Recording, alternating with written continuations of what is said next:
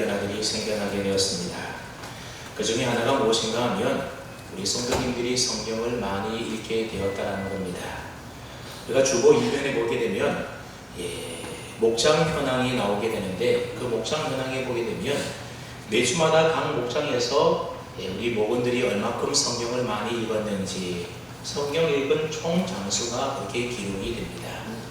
어떤 목장을 보게 되면 매주마다 읽은 성경이 1000장을 넘는 경우들이 한 번도 아니고 여러 번 읽게 되는데, 성경 전체의 장수가 1189장인 것을 우리가 감안해 볼 때에 매주 한 권 정도의 성경의 분량을 읽는다, 그렇게 볼 수가 있습니다. 그러니 참 대단하지 않습니까? 근데 우리가 성경을 읽고 그 말씀을 이해하는 데 있어서 꼭 하나 주의해야 될 것이 있는데, 그것은 무엇인가 하면 우리가 성경을 읽을 때에는 그 성경 본문만 읽지 말고 앞뒤 문맥을 잘 파악해서 그것과 함께 연관시켜서 읽는 것이 매우 중요합니다. 어떤 말씀이든지 간에 그 말씀만 따로 떨어져서 독립적으로 존재하는 것이 아니기 때문에 이 말씀이 왜 나오게 되었는지, 그리고 무슨 뜻인지를 우리가 알기 위해서는 앞에 있는 내용과 또 뒤에 있는 내용을 잘 연결해서 읽고 해석하는 일이 필요한 것입니다. 예를 들어 보게 되면, 여러분 복음서를 읽어보게 되면 예수님께서 풍랑이는 갈릴리 바다를 건너는 장면이 나오게 됩니다. 근데 그 다음에 어떤 내용이 나오는지 혹시 기억이 나십니까? 풍랑이는 바다를 건넌 다음에 군대 귀신 들린 사람을 고쳐주던 이야기가 그 다음 장면에 나오게 됩니다. 그리고 나서 또다시 예수님께서 갈릴리 바다를 건너가게 됩니다. 여러분, 이 내용들을 연결해서 읽어보면 어떤 내용이 되는 겁니까? 예수님은 군대 귀신 들린 사람을 고쳐주기 위해서 풍랑이는 바다를 기꺼이 건너셨다는 이야기가 되는 겁니다. 또 마태복음 19장에 보게 되면 천국은 어린아이들과 같은 사람이 들어간다, 그런 이야기의 내용이 나옵니다. 근데 그 다음에 어떤 내용이 나오게 되는가 하면 부자 청년의 이야기가 나옵니다. 그 다음에 이 두 가지 내용을 연결하면 어떻게 되겠습니까? 천국에 합당한 대표적인 모습은 어린아이와 같은 모습이고, 반면에 천국에 합당하지 않는 대표적인 모습은 바로 부자 청년의 모습과 같은 것이라는 뜻이 되는 것입니다. 여러분, 오늘 본문도 우리가 이해할 때에 이렇게 앞뒤 문장을 잘 생각하면서 읽어보아야 됩니다. 특별히 오늘 본문 앞장인 갈라디아서 5장을 읽어보게 되면 육체와 성령 사이의 갈등에 대한 이야기가 나오게 됩니다. 그 내용을 잘 알고 있겠지만 간략하게 소개를 해보면, 우리 예수 믿는 사람 안에는 육체의 소욕대로 살고 싶은, 즉 육체의 욕망이 우리 마음속에 있고, 동시에 성령의 뜻에 순종하여 살고 싶은 성령의 소욕도 우리 마음속에 있다는 겁니다. 근데 이 두 가지 소욕이 우리 마음을 지배하기 위하여 서로 대적하여 우리 마음에서 싸우고 있다라고 하는 겁니다. 우리 예수 믿는 사람들은 육체의 욕심을 이루며 살아서는 안 되고 성령의 지배를 받아서 성령을 쫓아 행하며 살아야 된다라고 기록이 되어 있습니다. 쉽게 말하면 성령의 지배를 받아서 성령의 뜻에 순종하며 살아가는 삶, 그것이 바로 예수 믿는 우리 그리스도인의 삶의 모습이라고 하는 겁니다. 그렇게 우리가 성령의 지배를 받아서 성령을 쫓아 행하며 살아갈 때에 우리 가운데에 사랑과 희락과 화평과 오래 참음과 자비와 양성과 충성과 온유와 절제와 같은 성령의 열매들을 맺으며 살아가게 된다는 것입니다. 만약 그렇지 않고 육체의 소욕을 따라 행하며 살게 되면 음행과 더러운 것과 호색과 원수 맺는 것과 분쟁과 시기와 또 분냄과 그 밖에 온갖 죄들 가운데 우리들이 살아가게 된다는 것입니다. 그리고 이런 내용이 나온 다음에 형제들아, 사람이 만일 무슨 범죄한 일이 드러나거든, 그렇게 오늘 본문 1절이 시작하고 있는 겁니다. 여러분, 무슨 뜻이겠습니까? 어떤 사람이 죄를 범하였을 때에 그 사람을 우리가 어떻게 대하느냐에 따라서 그 사람이 성령에 속한 사람인지 아니면 육체에 속한 사람인지를 우리가 분간해서 알 수가 있다는 말입니다. 여러분, 사실 그렇습니다. 교회라고 해서 교회 안에는 늘 완전하고 거룩한 사람이 모인 곳이 교회가 아니라는 것입니다. 물론 하나님의 은혜로 은혜로 우리가 용서를 받고 구원을 받았지만 여전히 우리 안에는 육체의 소욕이 있기 때문에 때로는 육체의 지배를 받아서 죄 가운데 살아가는 연약한 자들이 있는 곳이 바로 교회입니다. 그러니 얼마든지 죄를 지어서 넘어질 수도 있고 실족하는 일들이 교회 안에 성도들의 삶 가운데 있을 수가 있다는 겁니다. 문제는 어떻게 교회 안에서 교회 다니는 성도가 어떻게 그렇게 범죄할 수 있느냐 하는 것이 아니라 형제가 범죄했을 때에 우리가 그 형제에 대하여 어떻게 대하고 어떻게 행동하는 것이 바른 성도의 모습이고 성령 충만한 그리스도인의 삶의 모습인가 하는 것입니다. 오늘 본문 1절에서 말하는 범죄한 일이라고 하는 것은 형사처벌을 받을 만한 어떤 범법 행위를 저질렀다라고 하는 뜻이 결코 아닌 것입니다. 헬라어에는 죄를 나타내는 단어들이 여러 가지가 있게 되는데 오늘 본문 1절에서 사용되고 있는 죄라고 하는 단어는 파랍토마라고 하는 단어가 사용되고 있습니다. 이 파랍토마라고 하는 단어는 발을 헛디디다 또는 미끄러 넘어지다 라는 뜻을 가지고 있습니다. 그러니까 심판을 받아야 마땅한 큰 중죄를 말하는 것이 아니라 사소한 부주의로 인해서 부끄러운 상황과 난처한 입장에 처하게 된 경우를 말하는 것입니다. 오늘 본문은 믿음의 공동체 안에서 그러한 범죄한 일들이 드러나게 되어서 부끄러움을 당하고 어려움 가운데 있는 그 형제가 있을 때에 그러한 경우에 같은 믿음의 형제 자매로서 우리는 어떻게 그 사람을 대해야 되는지에 대해서 가르쳐주고 있는 말씀이 바로 오늘 본문의 말씀입니다. 먼저 그러한 일이 있을 때에 신령한 너희는 온유한 심령으로 그러한 자를 바로잡아 주어야 된다고 말씀하고 있습니다. 우리 1절 말씀을 읽는데 바로잡고까지 함께 읽어봅니다. 1절입니다. 시작.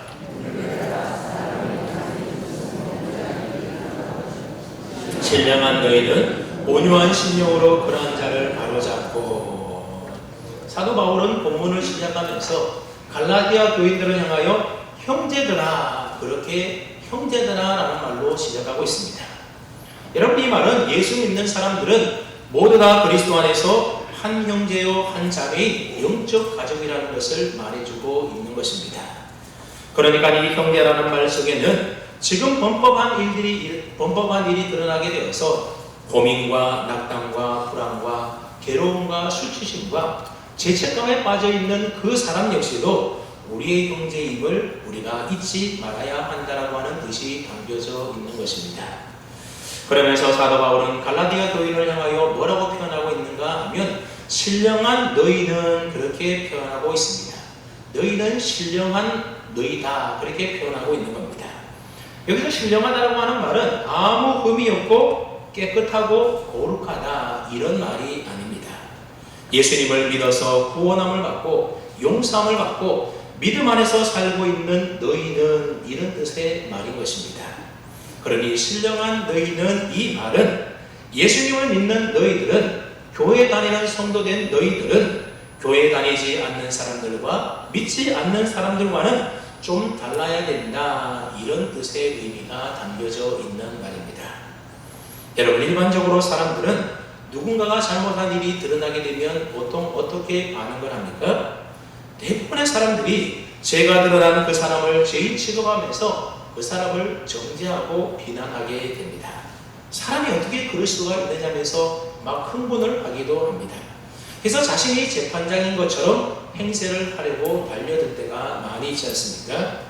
그래서 마치 가늠하다가 현장에 잡혀온 여인에게 돌을 들어서 던지려고 하는 그런 모습이 오늘날 많은 사람들의 일반적인 사람들의 모습이라고 하는 겁니다. 여러분, 오늘날에는 인터넷이 발달되어 있기 때문에 개인의 신상 정보가 공개되는 일들이 얼마나 많은지 모릅니다. 그래서 누군가가 잘못하고 실수를 하게 되면 그 사람의 신상을 다 털어서 그 사람이 누구인지 금방 밝혀져서 알게 되기 때문에 사회적으로 매장되는 일들이 사회생활을 하기 어렵게 되는 경우들이 얼마나 많이 있는지 모릅니다. 네, 예수 믿는 신령한 너희는 그렇게 하지 말라는 것입니다. 그렇다면 어떻게 해야 하는 것이겠습니까? 그냥 모르는 척하고 슬쩍 넘어가 주어야 하겠습니까? 그런 것이 아니고 온유한 심령으로 그러한 사람을 바로잡아 주라 그렇게 말씀하고 있습니다. 여기서 바로 잡는다라는 말은 잘못되고 틀린 것에 대하여 지적한다라는 뜻의 말이 아니라 회복시켜 준다라는 의미를 가지고 있는 말입니다. 그래서 본래 이 말의 뜻이 뭔가 하면 부러져서 어긋난 뼈를 제자리에 맞추어 놓는다라고 하는 의학적인 용어입니다. 여러분, 의사들이 사람을 고쳐줄 때에 그 사람의 인격이나 사람 됨됨이를 파악해가지고 인격이 훌륭하고 사람 됨됨이가 좋은 사람은 치료해주고 그렇지 못한 사람은 고쳐주지 않고 그렇습니까? 그렇지 않습니다. 그 사람의 인격과 사람의 됨됨이를 보고 고쳐주는 것이 아니라 그 사람의 상태나 병의 상태가 얼마나 위중한지 긍휼히 여기는 마음을 가지고 생명을 사랑하는 그 마음을 가지고 그 환자를 고쳐준다라고 하는 겁니다. 가끔 보면 끔찍한 범죄자가 체포되는 과정에서 잡히지 않으려고 하는 과정에서 큰 부상을 입게 되어서 생명이 위독한 경우를 종종 보게 됩니다. 그러면 그 사람이 아무리 중대한 범죄를 지은 죄인이라 할지라도 일단 그 사람이 다치고 부상을 입게 되면 그 사람을 먼저 병원으로 데려가서 그 상처를 치료받게 해주는 것이 우선입니다. 그리고 부상이 심하면 그 생명을 살리기 위하여 수술도 마다하지 않는 것입니다. 그래서 일단 살리고 오는 겁니다.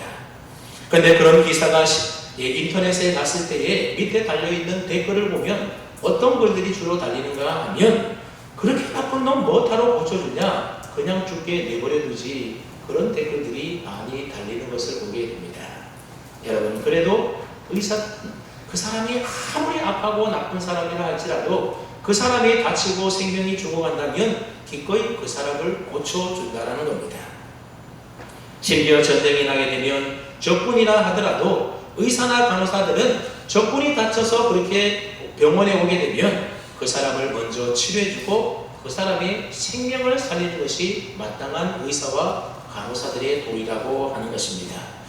하물며 믿음의 공동체 안에서 누군가 죄를 범하여 그 영혼이 상처를 입고 쓰러져 죽어가고 있다라고 한다면 그 모습을 본 오늘 우리들은 어떻게 해야 한다는 겁니까? 그러한 형제를 정죄하고 비난하면서 그 아픈 상처를 더 헤집어 놓아서는 안 된다라고 하는 겁니다. 오히려 그러한 사람의 마음과 심령을 고쳐주고 치유하고 회복시켜 주어야 된다는 겁니다. 그러면 여러분, 형제가 범죄한 일이 드러나게 되었을 때에 그 사람을 바로잡아 주기 위해서 우리가 어떻게 해야 한다는 겁니까? 그 범죄한 사람을 대하는 우리의 심령이 먼저 온유해야 된다, 그렇게 말씀하고 있습니다. 여러분, 온유한 마음이라고 하는 것은 우리 사람의 마음이 아니라 하나님의 마음이고 이 세상에 오신 예수님의 마음이 바로 온유한 마음입니다. 그래서 마태복음 11장 29절 말씀을 보게 되면 예수님께서 스스로 자신에 대하여 말씀하시기를 뭐라고 말씀하셨는가 하면 나는 마음이 온유하고 겸손하니 나의 멍에를 메고 내게 배우라. 예수님께서는 나는 온유하다, 그렇게 말씀하셨다는 겁니다. 그래서 온유는 예수님의 마음이고 예수님의 성품인 것입니다. 즉 온유한 마음으로 형제를 바로잡으라고 하는 말씀은 우리 사람의 마음으로 바로잡는 것이 아니라 예수님의 마음으로 그 사람을 바로잡아주고 고쳐주고 회복해주라, 그런 의미의 말인 것입니다. 여러분, 사람인 우리들이 예수님의 온유한 마음을 품으려면 우리의 심령에 어떻게 우리의 심령에 예수님의 그 온유한 마음을 품을 수가 있겠습니까? 오늘 본문 앞장인 갈라디아서 5장 말씀에 보게 되면 우리가 성령을 따라 행하며 살게 되면 즉 성령의 지배를 받고 살아갈 때에 우리의 심령이 예수님을 닮아서 우리의 마음도 온유하게 변화될 수 있다라고 하는 겁니다. 그래서 온유라고 하는 것은 성령을 따라 행하며 살아갈 때에 우리의 삶에 나타나게 되는 성령의 9가지 열매 가운데 하나인 것입니다. 절대로 우리 육체의 본성을 따라서는 온유한 마음이 생길 수가 없고 성령을 따라 행하며 살아갈 때에 우리 마음속에, 우리의 심령 속에 온유한 마음이 가질 수가 있게 되는 겁니다. 이처럼 우리가 성령을 따라 행하며 온유한 마음을 품을 때에 우리 안에 불쌍히 여기고 긍휼히 여기는 그 하나님의 마음이 우리 마음 안에, 우리의 심령 가운데 생겨나게 되는 것입니다.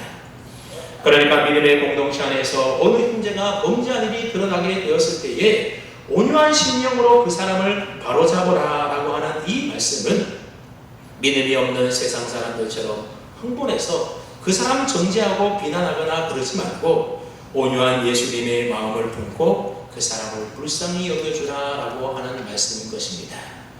그래서 그 사람의 인생이 그 일로 인하여 무너지지 않고 다시금 회복될 수 있도록 너가 도와주어라, 이런 말씀을 우리에게 해주고 있는 겁니다. 그렇게 사는 것이 성령을 따라 행하며 살아가는 성령 충만한 참된 그리스도인의 삶의 모습이라고 하는 것입니다. 여러분, 세상 사람들처럼 문제가 있다고 해서 다 잘라버리고 죄 지었다고 해서 다 죽인다고 해서 여러분 그 문제가 해결되겠습니까? 그렇지가 않다는 것입니다. 무엇보다도 하나님께서 그렇게 하지 않으셨습니다. 여러분, 하나님께서는 죄를 지은 우리 인간들에게 너희가 죄를 지었으니 죽어 마땅하다, 그러니 죽어라, 그렇게 하지 않았다는 겁니다. 오히려 죄를 지은 우리들을 불쌍히 여겨주셔서 우리가 가만두면 지옥 가니까는 지옥 가는 그 모습을 불쌍히 긍휼히 여겨주심으로 우리의 모든 죄를 예수님에게 다 전가시켜서 죽어 마땅한 우리를 예수님이 대신 십자가에 달려 죽으심으로 하나님이 우리를 살려주셨다라고 하는 겁니다. 우리는 이처럼 긍휼이 풍성하신 하나님을 믿는 하나님의 은혜와 사랑을 받은 하나님의 백성 그리스도인들이라고 하는 겁니다.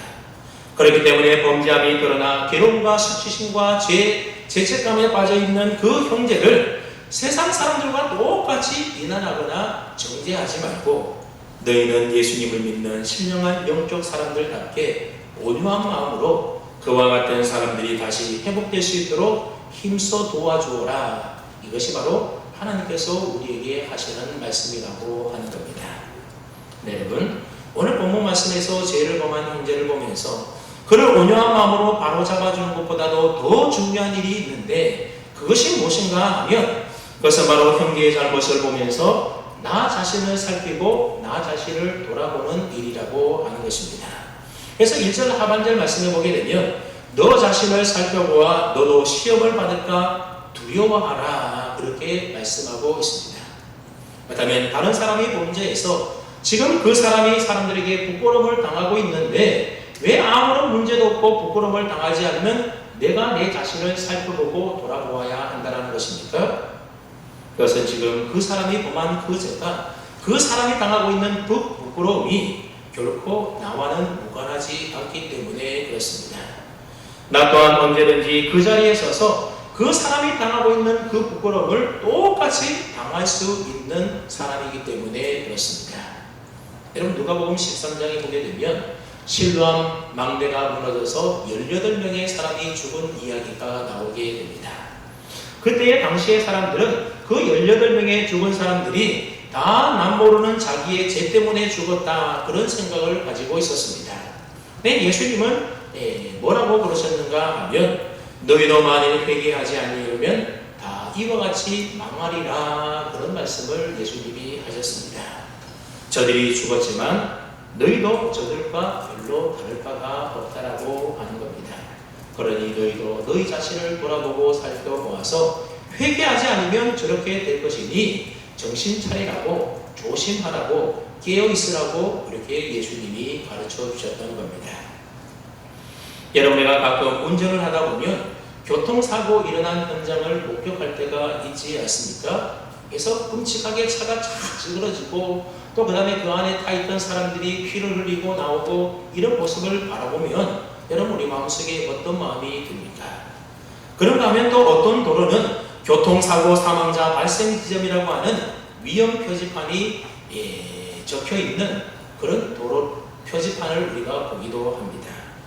여러분, 그런 교통사고 현장을 지나갈 때라든지 아니면 교통사고 일어나서 사망자가 생긴 그러한 도로를 지나갈 때에 그 위험 표지판을 본다라고 한다면 여러분, 우리가 어떤 생각을 해야 하겠습니까? 지금까지 나는 단 한 번도 사고 난 적이 없으니 교통사고 난 일은 나와는 아무런 상관이 없는 일이다. 다른 사람은 다 교통사고가 난다 하더라도 나는 교통사고 나지 않을 것이다. 여러분, 그런 생각을 하면 어떻겠습니까? 여러분, 그런 생각을 한다면 그것은 큰 착각이요 큰 잘못이라고 하는 겁니다. 그래, 저런 일이 나에게도 있을 수가 있지, 나도 언제든지 교통사고 당할 수가 있지 하면서 우리가 속도를 좀 달리는 속도를 좀 줄이고 안전 운행하고 방어 운전하며 조심하며 운전을 해야 하는 것입니다. 다시 말하면 다른 사람의 그 교통사고 난 모습을 보면서 나 자신의 운전 습관과 나 자신의 운전 모습을 돌아보고 살펴보는 일이 필요하다는 것입니다. 여러분과 간혹 장례식장에 가게 되는데 장례식장에 갔다 오게 되면 최소한 한 가지는 우리가 깨닫고 돌아와야 합니다. 그것은 바로 나도 언젠가는 죽게 될 것이다. 우리의 인생이라는 것이 영원한 것처럼 보이지만 우리의 인생이 짧고 그리 대단한 것이 아니다. 여러분, 그러한 생각들을 우리가 배우고 깨닫고 돌아와야 하는 것입니다. 근데 장례식 다녀와서도 나는 죽지 않고 이 땅에 영원히 살 것처럼 우리가 생각하면서 땅의 것만 바라보고 땅의 것만 추구하며 살아간다고 한다면 얼마나 어리석은 인생입니까? 마찬가지로 누군가의 범죄함이 드러나서 부끄러움과 어려움을 당하고 있는 모습을 우리가 본다라고 한다면 우리는 그 사람에 대하여 비난하기보다는 그 드러난 범죄가 나도 나에게도 있을 수가 있고 나도 그 사람처럼 부끄러움을 당할 수 있다는 사실을 우리가 깨달아야 합니다. 그래서 나 역시도 그런 시험에 빠지지 않도록 나 자신을 먼저 살피고 돌아보는 일이 필요하다는 것입니다. 자신을 돌아보면서 나의 죄악이, 나의 부끄러움이 남들 앞에 다 드러나기 전에 내가 정신을 차려야 되지. 그렇게 자신을 살필 줄 아는 사람이 바로 지혜로운 사람인 것입니다. 베드로후서 3장 10절 말씀해 보게 되면 주의 날이 도둑같이 오게 될 것인데 그 날이 되면 모든 것이 다 밝히 드러나게 될 것이라고 말하고 있습니다. 지금은 내가 가지고 있는 죄들이 아무에게도 들키지 않아서 드러나지 않았다 하더라도 언젠간 주님이 오시게 되면 모든 사람이 알지 못하던 내 숨겨진 죄들이 다 밝히 드러날 때가 있다는 겁니다. 그때 부끄러움 당하게 된다는 겁니다. 그러므로 그때 부끄러움 당하지 않기 위하여 먼저 지금 내 자신을 살펴보고 지금 부끄러움 당하지 않을 때 귀에 있을 때에 우리 자신을 살펴서 주님 앞에 회개하고 우리 삶을 바로 세워가야 한다는 겁니다. 디모데전서 5장 24절로부터 25절 말씀에도 보게 되면 어떤 사람들의 죄는 밝히 드러나 먼저 심판에 나아가고 어떤 사람의 죄는 그 뒤를 따르나니 이와 같이 선행도 밝히 드러나고 그렇지 아니한 것도 숨길 수 없느니라. 그런 말씀이 있습니다. 무슨 말인가 하면 지금 누군가가 그 범죄한 일이 드러나서 어려움과 또 부끄러움을 당하고 있다는 겁니다. 그렇다면 그 부끄러움이 드러나지 않아서 죄가 드러나지 않아서 부끄러움을 당하지 않는 사람은 어떻다라는 겁니까? 괜찮은 게 아니라는 겁니다. 다른 사람도 곧 그 사람의 길을 쫓아서 그 범죄한 일이 언젠가는 다 드러나기 마련이라고 하는 것입니다. 그러니 시간 문제일 뿐이라고 하는 겁니다. 그러면 여러분, 사람이 만일 무슨 범죄한 일이 드러나거든 너 자신을 살펴보라고 하는 이 하나님의 말씀을 우리가 결코 가볍게 여기거나 가볍게 여기지 마시고 주의 깊게 잘 살피시고 잘 묵상하며 생각해 볼 필요가 있는 겁니다. 오늘 누군가의 범죄함이 드러나서 부끄러움 당할 때에 지금 내가 부끄러움을 당하고 있지 않는 것은 내게 아무런 문제가 없어서가 아니라 범죄한 일이 하나도 없기 때문이 아니라 사실은 드러나지 않았기 때문이라고 할 가능성이 훨씬 더 높다라고 하는 것입니다. 그렇기 때문에 아직 드러나기 전에 아직 부끄러움을 당하기 전에 기회가 있고 시간이 있는 동안에 우리는 정신을 바짝 차려서 내 삶을 바로잡고 하나님 앞에 우리 자신을 돌아보면서 회개하고 믿음을 바로 세워가야 하는 것입니다.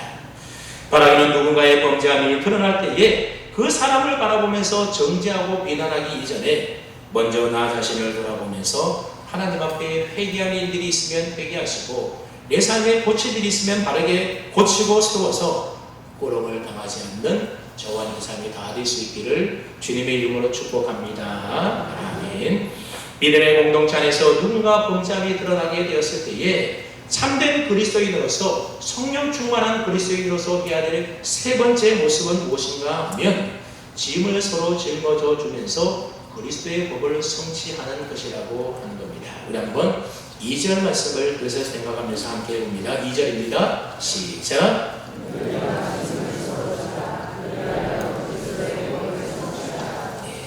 너희가 짐을 서로 지라 말씀하고 있습니다. 여기서 짐을 서로 지라고 하는 말씀은 책임을 서로 져주라 그러한 의미의 말입니다. 여러분, 세상 사람들은 책임을 서로 지지 않으려고 애를 씁니다. 그래서 어떤 문제가 생기게 되면 그 모든 책임을 다 다른 사람에게 전가시키려고 애를 씁니다. 너가 잘못했으니 너가 다 책임을 지라고 하는 겁니다. 그게 바로 세상의 법입니다. 그런데 하나님은 너희가 짐을 서로 지라 그렇게 말씀하고 있습니다. 누군가에게 그 사람이 죄를 지었으니 너 죄는 너가 다 지어라 그렇게 하지 말고 그 범죄한 일이 드러난 그 사람의 그 무거운 짐을 너희가 함께 져주라고 말씀하고 있는 겁니다.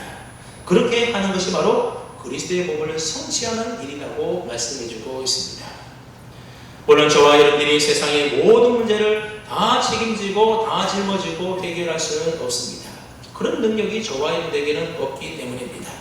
대신 우리의 모든 짐을 책임져 주시고 대신 짊어져 주시는 분이 계시는데 그분이 누구십니까? 바로 우리의 좋으신 아버지 되시는 하나님이십니다. 하나님은 세상의 모든 우리의 짐을 다 대신 져 주시는 분입니다.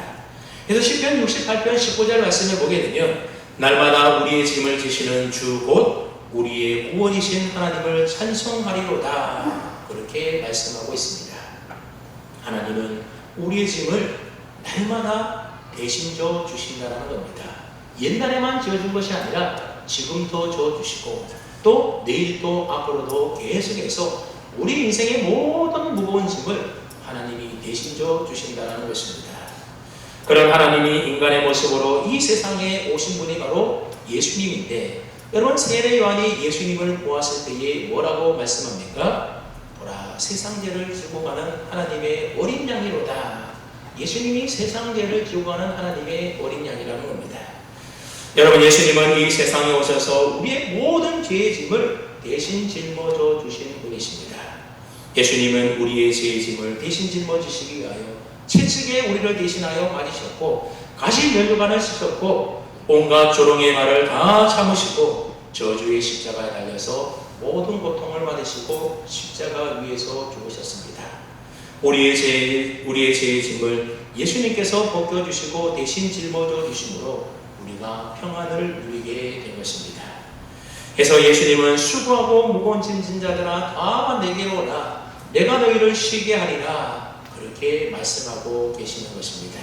여러분, 수고하고 무거운 짐 홀로 지고 힘겨워서 애쓰고 있습니까?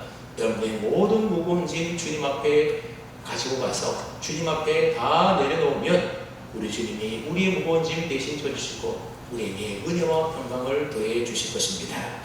근데 여러분, 우리의 수고하고 무거운 짐을 담당해 주시는 예수님께서는 우리의 몸된 주님의 몸된 교회인 주님의 몸된 교회와 그 몸의 지체인 우리들을 향하여서도 너희들도 서로 짐을 져주라 그렇게 말씀하고 있다는 겁니다. 그리할 때에 그리스도의 법을 성취한다라고 말씀하고 있습니다. 그렇다면 우리가 성취해야 될 그리스도의 법이라는 것은 도대체 어떤 법을 말하는 것이겠습니까? 그 법이라고 하는 것은 바로 예수님께서 우리에게 말씀해 주신 내가 너희를 사랑한 같이 너희도 서로 사랑하라고 하는 바로 새 계명을 의미하는 것입니다. 예수님께서는 십자가에서 사람들의 근본적인 무거운 죄, 즉 죄의 모든 문제를 다 해결해 주셨습니다. 그러나 그것으로 끝나지 않고 지금도 사람들을 불행하게 만드는 인생의 모든 무거운 짐들이 있는데 그 무거운 짐들을 교회 안에서 형제자매된 지체된 너희들이 서로 그 짐을 짊어짐으로 짐을 덜어주라고 이야기하고 있는 겁니다. 그렇게 하는 것이 바로 그리스도의 법, 즉 서로 사랑하라고 하신 주님의 그 세 계명을 성취하는 일이다 말씀해주고 있는 것입니다. 미국 뉴욕에 가면 라가디아라고 하는 공항이 있습니다. 이 공항은 뉴욕 시장을 3번이나 할 정도로 사람들에게 큰 존경과 사랑을 받았던 라가디아 시장을 기리기 위하여 세운 공항이라고 합니다. 이분은 뉴욕 시장이 되기 전에 뉴욕에서 즉결판사로 재직한 적이 있었습니다. 그때 한 노인이 상점에서 빵 한 덩어리를 훔치다가 체포되어서 붙잡혀서 재판을 받기 위하여 법정에 오게 됩니다. 그때 이분이 재판을 하게 되었는데 재판을 하면서 그 모든 상황을 다 들어보니 이 노인은 그날 처음으로 빵을 훔쳤고 너무나 배가 고픈 나머지 수중에 돈은 없고 해서 배고픔을 면하기 위하여 빵 한 덩어리를 훔치다가 잡혔다라고 하는 것입니다. 라가리아 판사는 이 노인의 사정을 다 듣고 난 이후에 이러한 판결을 내립니다. 노인께서 아무리 사정이 답하다 할지라도 남의 것을 훔친 것은 큰 잘못입니다. 그래서 저는 법대로 당신에게 10달러의 벌금형을 선고합니다. 그러고 난 뒤에 법정 안에 있는 모든 사람들을 향하여 또 이렇게 말했습니다. 이 노인이 빵 한 덩어리를 훔친 것은 비단 이 노인의 책임만이 아니라 이 도시에 살고 있는 우리 모두에게도 일말의 책임이 있다고 봅니다. 그래서 저는 저에게도 10달러의 벌금형을 선고하며 동시에 이 자리에 앉아있는 여러분 모두에게도 각각 50센트의 벌금형을 선고합니다. 그러면서 그는 먼저 자기 지갑에서 10달러짜리 지폐를 끄집어내어서 모자 안에 넣고서는 그 모자를 그곳에 있는 모든 사람들에게 돌리게 했습니다. 그렇게 해서 거두어진 돈이 얼마인가 하면 57달러 50센트였다고 합니다. 라가리아 판사는 그 모든 돈을 그 노인에게 주었습니다. 노인은 그 돈을 받아서 10달러를 벌금으로 내었습니다. 그리고 나서 남은 47달러 50센트를 손에 꼭 쥐고서는 라가리아 판사에게 고맙다고 인사를 하고서는 감격의 눈물을 글썽거리면서 법정을 떠났다는 유명한 이야기가 있습니다. 여러분, 형제가 아무리 죄를 짓고 잘못을 했어도 그 책임을 우리가 함께 져줄 수 있어야 하는 겁니다. 너가 죄를 지었으니 너가 다 책임을 져라. 그렇게 해서는 안 된다는 겁니다. 그래야 그 사람은 하여금 바르게 설 수 있도록 도와줘야 할 책임이 바로 우리 모두에게 있다라고 하는 겁니다. 왜냐하면 믿음의 공동체인 교회 안에 있는 성도들은 내가 상관할 바 없는 남이 아니라 예수님의 사랑으로 서로 사랑하며 살아야 될 그리스도의 지체된 자들이고 그리스도 안에서 형제자매된 영적 가족이기 때문에 그렇습니다. 여러분, 목장 안에 어렵고 힘든 일들, 곤란하고 정말로 힘겨워하는 분들이 있다면 그 일은 너 일이니 너가 알아서 해라. 그렇게 생각하지 마시고 그 사람의 무거운 짐을 여러분들이 대신 져줄 수 있기를 바랍니다. 그것이 바로 그리스도의 법, 즉 내가 너희를 사랑과 같이 너희도 사랑하라고 하신 그 예수님의 새 계명을 성취하며 이루는 일이라고 하는 것입니다. 여러분, 우리가 살아가는 세상은 서로의 짐을 져주는 그런 세상이 결코 아닙니다. 왜 그렇습니까? 세상 사람들은 다 육체의 소욕을 따라 살기 때문에 이기적인 생각을 가지고 오직 나만을 생각하며 살아가기 때문에 그렇습니다. 그러니 다른 사람을 돌아볼 여유도 없고 다른 사람에 향한 배려심도 없고 사랑하는 마음은 더더욱 없는 겁니다. 그런데 우리 예수 믿는 사람들은 성령을 따라 행하며 살아가는 신령한 사람들이라고 하는 겁니다.